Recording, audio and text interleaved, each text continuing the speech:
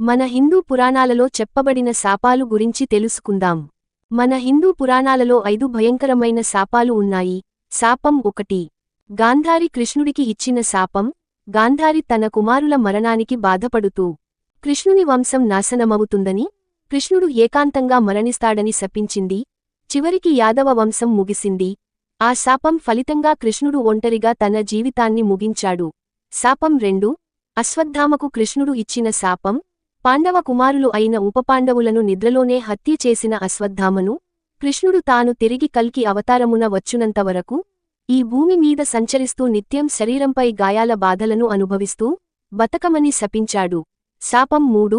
శకుంతలకు దుర్వాస మహర్షి ఇచ్చిన శాపం. శకుంతల దుష్యంత మహారాజు గురించి ఆలోచిస్తూ అక్కడకు వచ్చిన దుర్వాస మహర్షిని గౌరవించకపోవడంతో దుష్యంతుడు శకుంతలని పూర్తిగా మర్చిపోతాడని. దుర్వాస మహర్షి శకుంతల